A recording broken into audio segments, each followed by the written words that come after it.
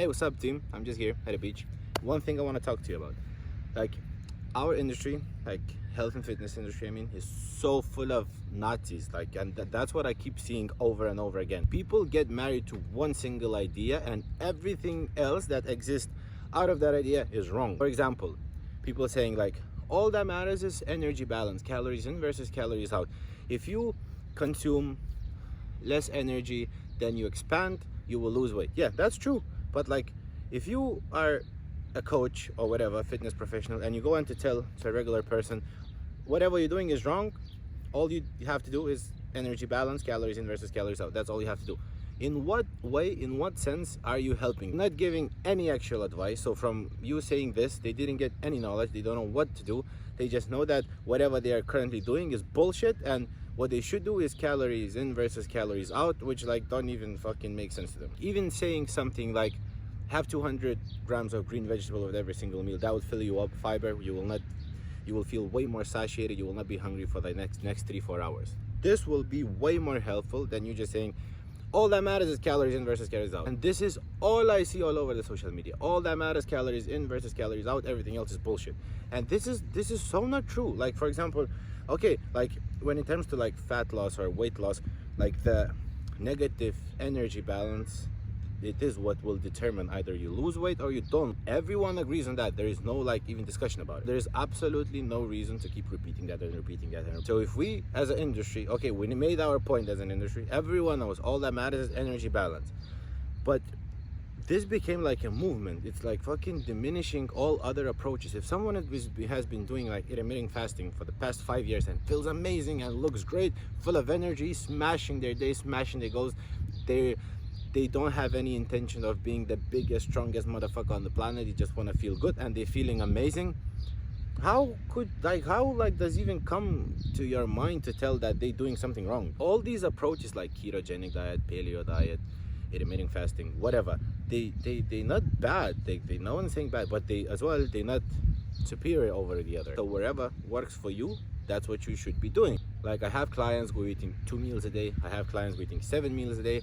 I have clients who are eating low carb. I have clients who are eating like low fat diets, and it's just depends on the individual, what they like, what they prefer. And for example, my responsibility as a coach is to make diet as sustainable as possible for the long-term results. And it's not only about the diet, also like with training. For example, like I know a lot of bodybuilders who be like, oh, like CrossFit is shit, CrossFit is bullshit.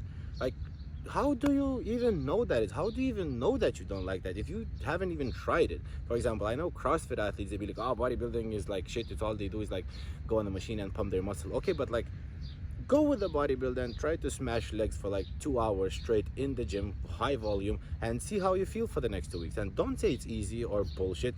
It's just you don't like it, for example. But if you don't like someone, you don't have to be against. Like every single sport, every single approach, every single branch of the industry have good values. And if you are smart coach, you would take from each of these branches the best things that they have, and you would take them, you will learn them, you would study them, and then you will learn how to apply them in your programming and you would use it. Also, another thing is, I think it's like people are so afraid to be beginner or not knowing something. So for example, if you've been like doing bodybuilding and you enjoy it and you love it, and someone like says like, okay, let's go to Olympic lifting. Oh, I hate lifting. No, you don't hate it, you just don't know what the fuck it is and you're afraid to be a beginner. There are so many people. Okay, if you tried something, then okay, you can say like, I don't like, I hate it or whatever.